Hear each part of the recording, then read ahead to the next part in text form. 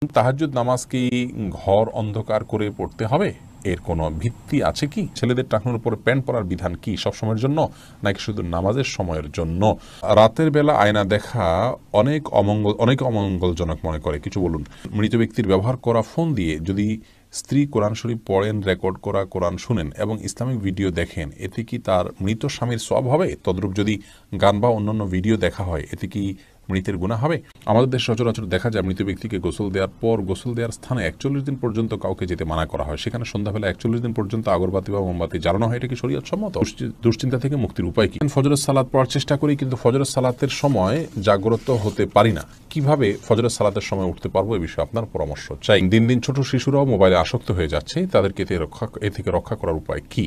প্রতিবন্ধী শিশুরা কি বাবা মায়ের পাপের ফসল? এরপরে চলুন আমরা প্রবেশ করি প্রশ্নের আলোকিত ভুবনে। মোহাম্মদ মোজাম্মেল হোসেন, আপনি জানতে চেয়েছেন প্রতিবন্ধী শিশুরা কি বাবা মায়ের পাপের ফসল? প্রতিবন্ধী শিশুরা কখনোই বাবা বা মায়ের কিংবা বাবা মা উভয়ের কোনো পাপের ফসল হতে পারেন না। আল্লাহ রাব্বুল আলামিনের অমোঘ বিধান হলো, একজনের পাপের প্রায়শ্চিত্ত আরেকজনকে করতে হয় না, একজনের পাপের বোঝা আল্লাহ রাব্বুল আলামিন আরেকজনের উপরে চাপান না। বাবা মা যদি পাপ করে থাকেন তো তাদের পাপ তাদেরকে পাবে, তাদের পাপের কারণে সন্তান প্রতিবন্ধী হবে এমন কোনো কথা ইসলামী শরীয়ত অ্যালাউ করেন। এটা সম্পূর্ণ ভুল এবং কুসংস্কারাচ্ছন্ন একটি বিশ্বাস। এই বিশ্বাস থেকে আমাদেরকে বেরিয়ে আসতে হবে, যদি কারোর মধ্যে বিশ্বাস থাকে। বরং প্রতিবন্ধী শিশু, এই শিশু আল্লাহ তাআলার পক্ষ থেকে মা বাবার জন্য অনেক বড় পরীক্ষার বিষয়। তারা যদি এটিকে সবরের সাথে, ধৈর্যের সাথে প্রতিপালন করেন, তাহলে ইনশাআল্লাহ বেদিন আল্লাহর কাছে তারা মহা পুরস্কার পাবেন। এ বিষয়ে আমরা মুসনাদ আহমদের একটি হাদিস পাই, তিরমিজির একটি হাদিস পাই। নবী সাল্লাল্লাহু আলাইহি ওয়াসাল্লাম বলেছেন যে একজন ইমানদারের নিজের প্রতি আল্লাহ তাআলা তাকে পরীক্ষা ফেলেন, তার মধ্যে বিপদ দেন তার শরীরের মধ্যে, অর্থাৎ রোগবালাই দিয়ে। আবার কখনো তার সন্তানকে দিয়ে তাকে আল্লাহ তাআলা পরীক্ষা করেন। আবার কখনো সম্পদের মধ্যে কোনো প্রকার ক্ষয়ক্ষতি দিয়ে আল্লাহ তাআলা পরীক্ষা করেন। হাদিস থেকে বোঝা যায় যে সন্তানের মধ্যে কোনো প্রকার ক্ষয়ক্ষতি হওয়া, সন্তান বিকলাঙ্গ হওয়া কিংবা প্রতিবন্ধী হওয়া, এগুলো সবগুলো আল্লাহ তাআলার পক্ষ থেকে পরীক্ষা। আর এই পরীক্ষা যদি কেউ সবর করতে পারেন এবং আল্লাহ তাআলার এই পরীক্ষায় উত্তীর্ণ হওয়ার চেষ্টা করেন, আল্লাহর সিদ্ধান্তকে মেনে নেন এবং এই কষ্টকে সহ্য করেন আল্লাহ তাআলার ফয়সালার প্রতি সন্তুষ্টির কারণে, তাহলে আল্লাহ রাব্বুল আলামিনের সাথে এই ব্যক্তি সাক্ষাৎ করবে কিয়ামতের ময়দানে এমত অবস্থায় যে তার কোনো গুনাহ থাকবে না। হাদিসটি তিরমিজিতে বর্ণিত হয়েছে। অন্য আরেকটি হাদিসে আসছে, নবী সাল্লাল্লাহু আলাইহি ওয়াসাল্লাম বলেছেন, ইন্না আইজামাল জাযাই মা আইজামিল ওয়ালা, নিশ্চয়ই আল্লাহ রাব্বুল আলামিনের পক্ষ থেকে পরীক্ষা যত বড় হবে তার জন্য পুরস্কারও তত বড় হবে। অতএব কোনো বাবা মা যদি প্রতিবন্ধী সন্তান জন্ম দেন, তাহলে তাদের জন্য এটি অনেক বড় পরীক্ষা, তাদের প্রতিদান আল্লাহর পক্ষ থেকে অনেক বড় হবে ইনশাআল্লাহ বিদিনা, যদি তারা সবর করতে পারেন। মুসনাদ আহমদের এক বর্ণনায় এসছে যে নবী সাল্লাল্লাহু আলাইহি ওয়াসাল্লাম বলেছেন, কোনো ব্যক্তি যখন অসুস্থ হয়, রুগ্ন হয় বা তার শরীরে কোনো ত্রুটি থাকে, কোনো প্রকার প্রতিবন্ধকতা থাকে, তখন আল্লাহ রাব্বুল আলামিন ফেরেশতাদেরকে বলেন যে আমার বান্দা যতটুকু আমল করতে পারে এই তার প্রতিবন্ধকতা নিয়ে, সেটুকু তোমরা লিপিবদ্ধ করো তার জন্য। এরপরে তাকে যদি আমি সুস্থতা দিয়ে দেই, তাহলে তো যেটুকু তার অসুস্থতা ছিল, প্রতিবন্ধকতা ছিল, সেগুলো থেকে এটি কাফারা হয়ে গেল এই কষ্ট সহ্য করার কারণে। তার কোনো গুনাহ, ভুল, ত্রুটি, বিচ্যুতি ইত্যাদি থাকলে সেগুলো আল্লাহ কাফারা দিয়ে দিবেন। আর যদি সেই ব্যক্তি অবস্থায় মৃত্যুবরণ করে, তবু আল্লাহ তাআলা তার প্রতি অনুগ্রহ করবেন, রহমত করবেন এবং তাকে মাগফিরাত নসিব করবেন। অতএব বিকলাঙ্গ হওয়া এটা কোনো দোষের বিষয় নয়। আর সন্তান বিকলাঙ্গ হলে সেটা বাবা মার পাপের ফসল, এই কথাটি মূর্খতা সুলভ কথা, এর সাথে কোরআন হাদিসের কোনো সম্পর্ক নেই। এরপরে এনামুল হাসান, আপনি জানতে চেয়েছেন দিন দিন ছোট শিশুরাও মোবাইলে আসক্ত হয়ে যাচ্ছে, তাদেরকে এ থেকে রক্ষা করার উপায় কি?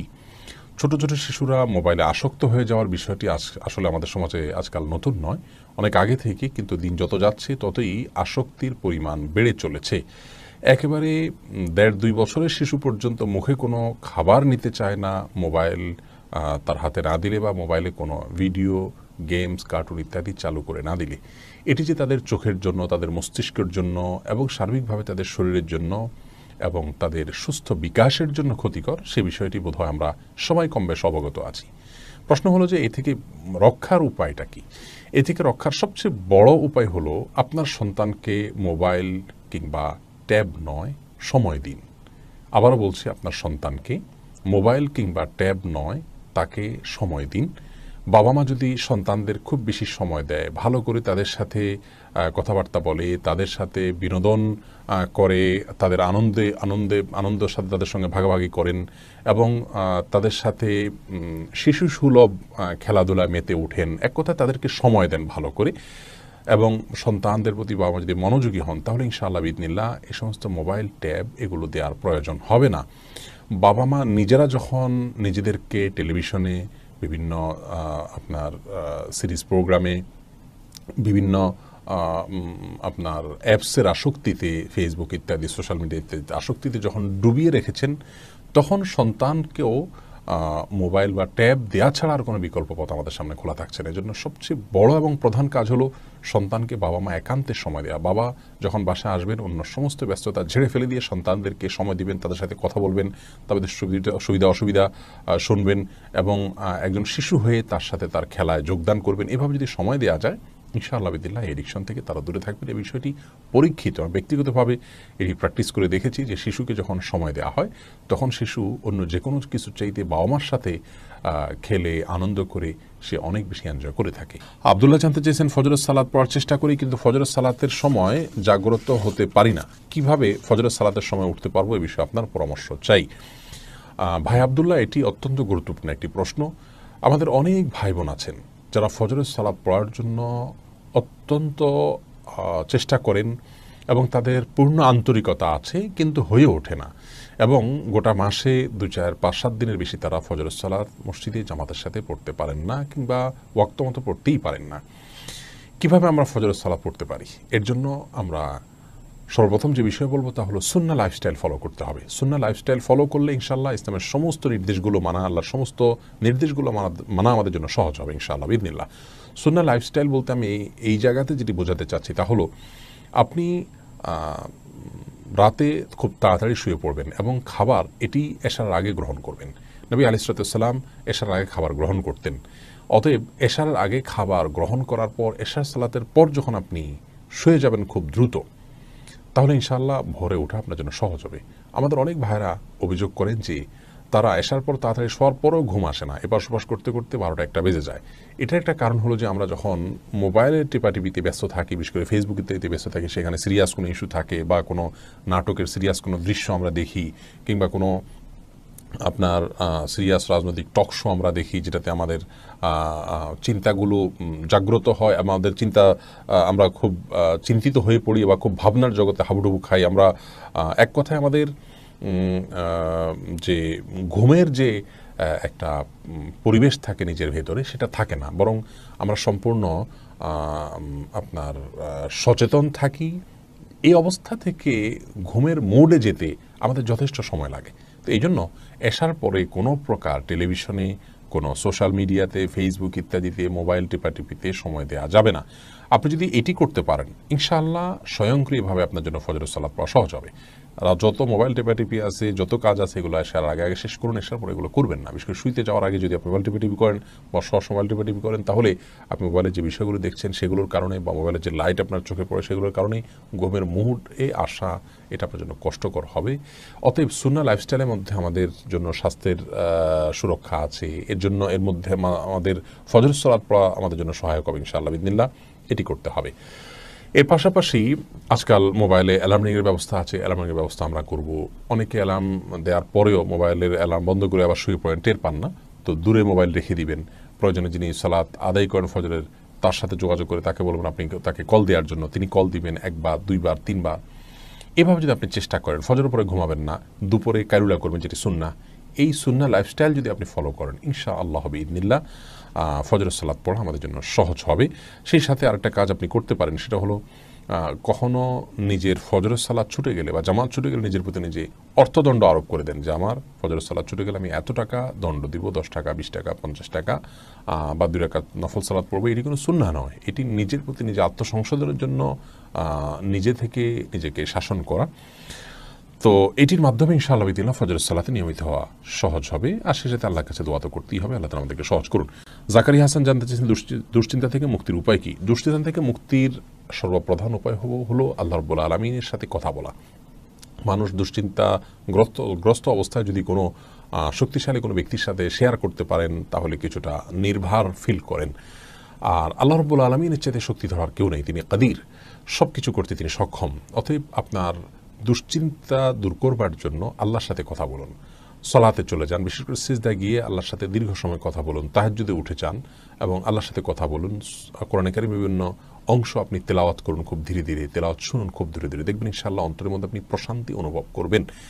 আলা বিযিকরিল্লাহি তাতমাইন্নুল কুলুব, আল্লাহ বলেছেন অন্তর প্রশান্ত হয় আল্লাহর স্মরণে। অতএব আল্লাহর স্মরণ করা মুখে, অন্তরে, কোরআন তেলাওয়াতের মাধ্যমে, সলাতের মাধ্যমে, এগুলোর মাধ্যমে ঈমানদারের অন্তরকে আল্লাহ তাআলা প্রশান্ত করে থাকেন। আল্লাহর দিকে যত বেশি ধাবিত হবেন, যত আল্লাহর সাথে সম্পর্ক গাঢ় করবেন, যত আল্লাহর সাথে সম্পর্ক নিবিড় করবেন, যত আল্লাহর সাথে কথা বলবেন, তত বেশি ইনশাআল্লাহ বিদিনা দেখবেন অন্তর প্রশান্ত হবে এবং দুশ্চিন্তা থেকে আপনি রক্ষা পাবেন। দুশ্চিন্তা এটাকে অনেক সালাফ বলেছেন জুনদুম মিন জুনুদিল্লাহ, আল্লাহ তাআলার বাহিনী সমূহের মধ্যে থেকে একটা বাহিনী।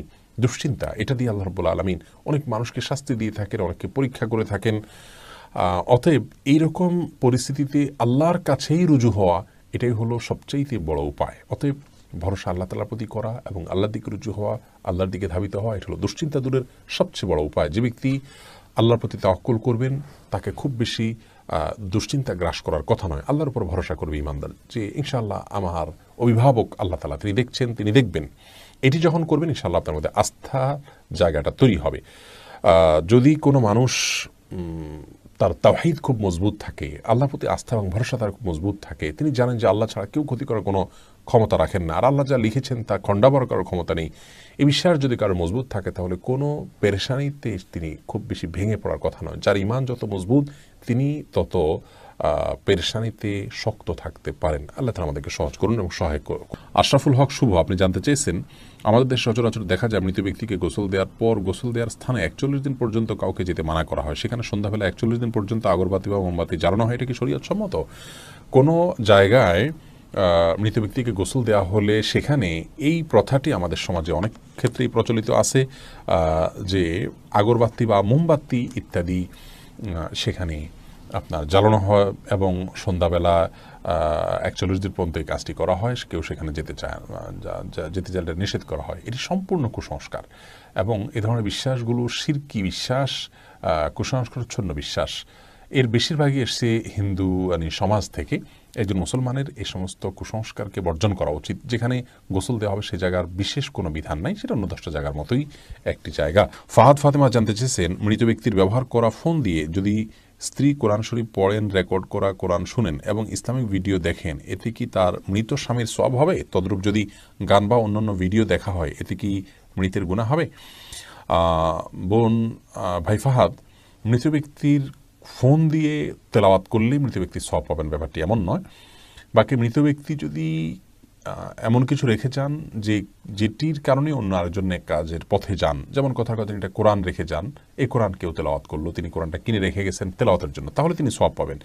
তো মোবাইল তিনি রেখে গেছেন, এই মোবাইল রাখলেই যেটাতে কোরআন তেলাওয়াত করতে হবে এমন তো নয়। এটাতে কেউ কোরআন ডাউনলোড করে পড়ছেন, তেলাওয়াত করছেন, এটি যিনি তেলাওয়াত করছেন তার সওয়াব হবে। আর হ্যাঁ, যে ব্যক্তি মোবাইলটা রেখে গেলেন তিনি তার জন্য সহায়কের ভূমিকা থাকলেন, সেই হিসাবে আল্লাহ তাআলা তাকেও সওয়াব দিবেন, আশা করা যেতে পারে। আর একই কথা গুনাহের ক্ষেত্রেও প্রযোজ্য হবে। বিশেষ করে মোবাইল যদি রেখে যান, তো মোবাইলে গান বাজনা শুনতে হবে এমনটি তো বাধ্যতামূলক নয়। কেউ যদি এটা ব্যবহার করে তাহলে এটা একান্ত তার ব্যাপার।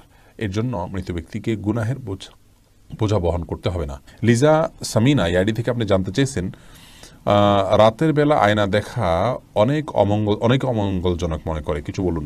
রাতের বেলায় আয়না দেখাকে অমঙ্গলজনক মনে করাটা সম্পূর্ণ কুসংস্কার, ইসলামী শরিয়ার সাথে এর কোনো সম্পর্ক নেই। রাতের বেলায় আমরা আয়না দেখলে এর পেছনে কোনো অমঙ্গল নাই, আপনি রাতে দিনে যে কোনো সময় আয়না দেখতে পারেন। আব্দুল্লাহ মারুফ জানতে চাইছেন ছেলেদের টাকনোর উপরে প্যান্ট পরার বিধান কি, সবসময়ের জন্য নাকি শুধু নামাজের সময়ের জন্য? ছেলেদের টাকনোর উপরে প্যান্ট পরার বিধানটা সব সময়ের জন্য, শুধু নামাজের জন্য না। তবে নামাজের সময়ে হারামের মধ্যে লিপ্ত থাকার খুবই ডেঞ্জারাস, সেজন্য এই সময়ে টাকনোর উপরে তোলাটা আরও বেশি গুরুত্বপূর্ণ। অবশ্যই একটা হাদিস আছে যে ব্যক্তি টাকনোর নিচে কাপড় পরে তার ইবাদত কবুল হয় না, এই জন্য নামাজের আগে অনেকে টাকনোর উপর কাপড় গোছান, যদিও সেই হাদিস সনদকে অনেক মুহাদ্দিসিন কিরাম দাঈফ বা দুর্বল সূত্রে বর্ণিত বলে উল্লেখ করেছেন। কিন্তু সলাতের সময় টাকনুর উপরে কাপড় থাকলে আপনি সালাত আদায় করছেন অথচ আপনি গুনাহ করছেন, কবিরা গুনাহ লিপ্ত আছেন। বিষয়টা কি দাঁড়ালো যে আপনি একটা ভালো কাজ করছেন তখন এটা গুনাহে লিপ্ত আছেন, সেই জন্য এটা এক্সট্রা নিন্দনীয়, কোনো সন্দেহ নেই। কিন্তু সাধারণ অবস্থাতেও একজন ইমানদার পুরুষের জন্য টাকনুর নিচে কাপড় পরা নিষেধ। মনে রাখবেন, শরীয়ত আমাদেরকে যে বিষয়গুলো নিষেধ করেছে সেগুলোকে আমাদের জন্য ক্ষতিকর হওয়ার কারণেই নিষেধ করা হয়েছে। অতএব টাকনুর নিচে পুরুষদের কাপড় পরাটা তাদের জন্য ক্ষতিকর, সেই ক্ষতিটা আমরা অনুভব করতে পারি বা না পারি, সেটা আমাদের জন্য দৃশ্যমান ক্ষতি হতে পারে, অদৃশ্য ক্ষতি হতে পারে, কিন্তু ক্ষতি যে আছে এতে সন্দেহ করবার কোনো সুযোগ নেই।